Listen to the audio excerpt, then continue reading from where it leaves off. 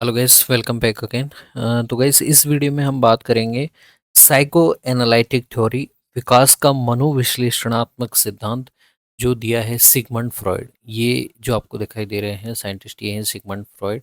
और इन्होंने बताया कि our thoughts are with us always even we are not aware of them. तो यहाँ पे इन्होंने बताया कि हमारे थॉट्स हमारे साथ रहते हैं even when we are not aware of them, भले ही हमें उनके बारे में अच्छे से नहीं पता है। तो यहाँ पे इन्होंने हमारे मन की बर्फ में डूबी डूबे हुए उस ग्लेशियर से तुलना की। तो यहाँ पे देखिए, इन्होंने बताया कि जो ऊपरी वाला भाग चेतन, जो भी आप सोच रहे हो उसे कॉन्शियस माइंड बताया इन्होंने।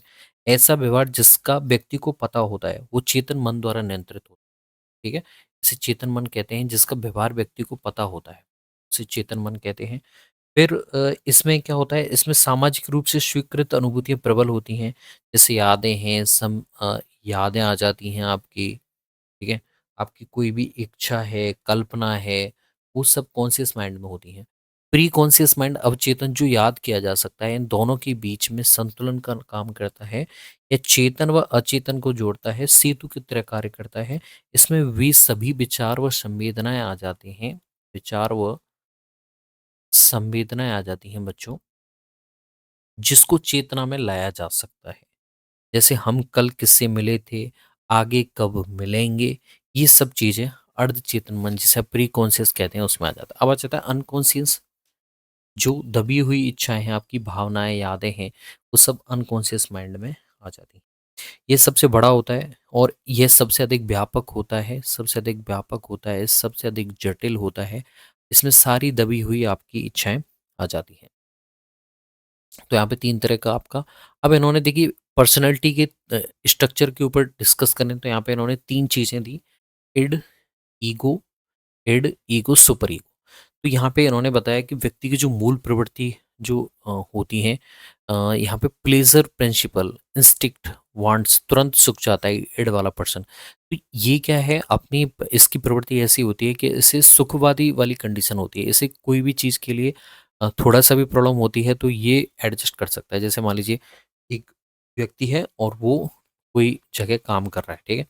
अगर उसे कोई रिश्वत देने की ट्राई करता है, वो थोड़ा-सा सोचेगा और उसके बाद वो उस रिश्वत को ले लेगा, ठीक है।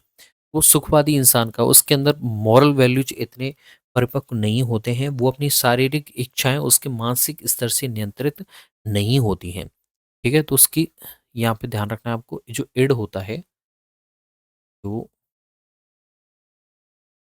इड होता है, इसकी मानसिक जो इच्छाएँ होती हैं,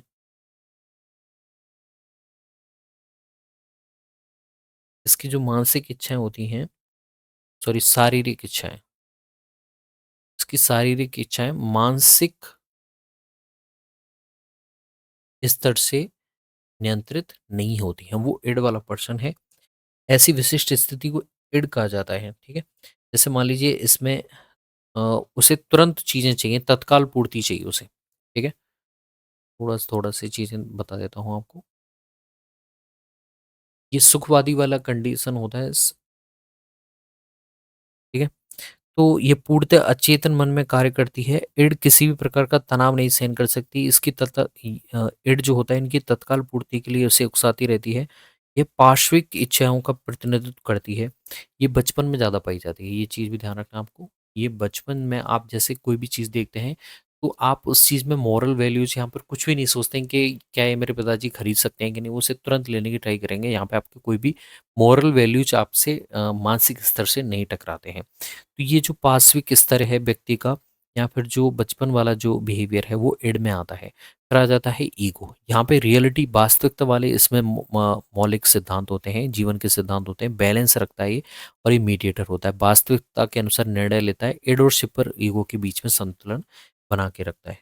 यहाँ पे एक व्यक्ति की शारीरिक इच्छा और मानसिक स्तर के मध्य संतुलन पाया जाता है। जैसे मान लीजिए ये वाला जो पर्सन है, ये रियलिस्टिक होता है। ये कैसा होता है, ईगो वाला पर्सन कैसा होता है बच्चों, रियलिस्टिक होता है, ठीक है।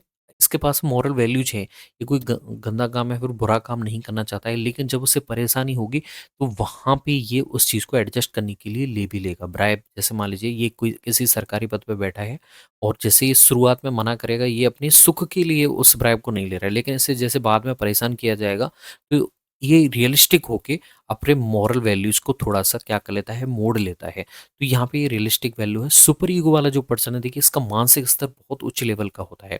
इसके मॉरल वैल्यू जो इसके लिए सब कुछ है, भले ही इससे कितनी भी परेशानी हो जाए, चाहे इसके घर वालों को प्रॉब्लम हो। जब हम ब्राइब की बात कर रहे हैं, जैसे मान लीजिए सरकारी पद पे है और कोई से काम करवाने के लिए कोई भी ब्राइब ब्राइब देने की ट्राई करेगा, तो उस चीज़ को ये तुरंत नकार देता है, क्योंकि ये उसका मानसिक स्तर अपर लेवल का हो गया। अब इससे किसी भी तरह की प्रॉब्लम हो, मानसिक स्तर पे प्रॉब्लम हो, शारीरिक स्तर पे प्रॉब्लम हो, लेकिन वो अपने सिद्धांतों के साथ में यहाँ पे समझौता नहीं कर सकता है। तो ये समाज के नियम है, नैतिकता वाले, आदर्श वाले। ये आदर्श वाला व्यक्तित्व है, ये किसी व्यक्ति में बहुत रेयरली आपको देखने को मिलेगा। ये आदर्शवादी सिद्धांतों पर काम करता है।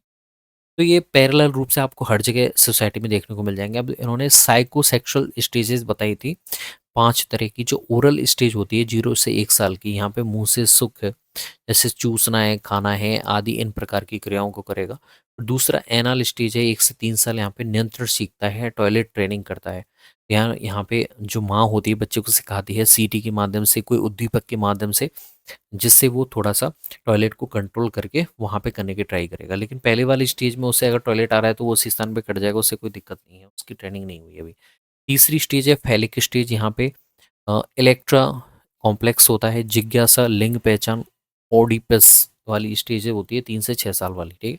फिर होती है लेटेंसी स्टेज, यहाँ पे प्यूबर्टी, शांति काल, ऊर्जा सीखने और दोस्तों में लगती है। तो यहाँ पे जो मुख्यतः ऊर्जा है वो सीखने और दोस्तों में लगती है। ये जो आपका कौन सी है, प्यूबर्टी 6 ईयर वाला स्टेज होता है, जिसे आप लेटेंसी स्टेज कहते हैं। अब देखिए ओडिपस ग्रंथि जो होती है वो, यहाँ पे बताया कि जो ग्रीस की पौराणिक कथा के अनुसार राजा ओडिपस ने अनजाने में अपने पिता की हत्या करके अपनी माता से विवाह कर लिया था, ठीक है।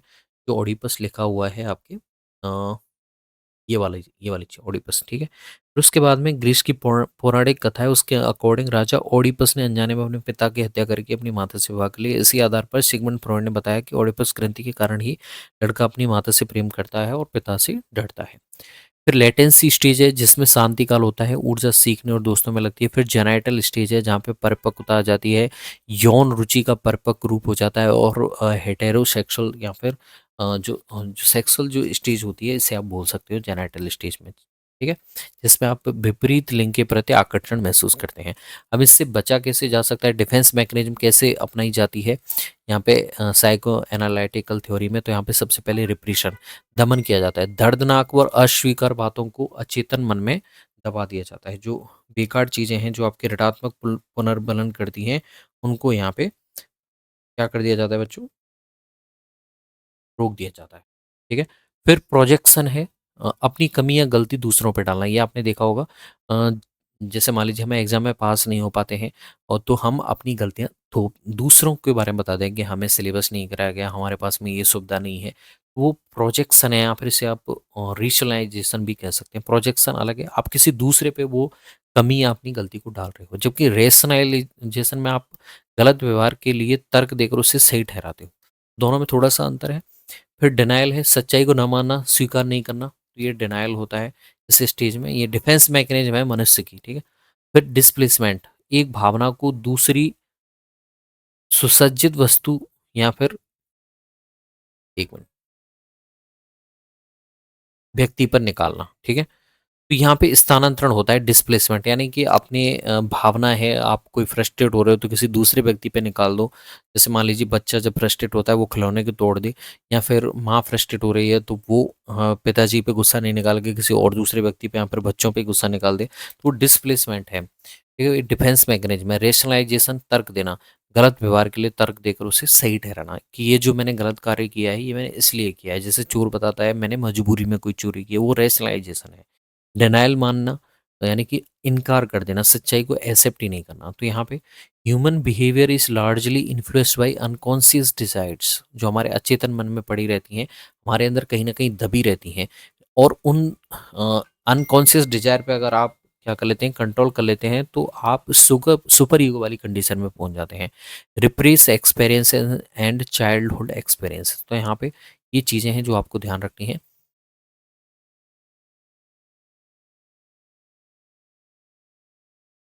I hope this will be all about Sigmund Freud theory. Thanks.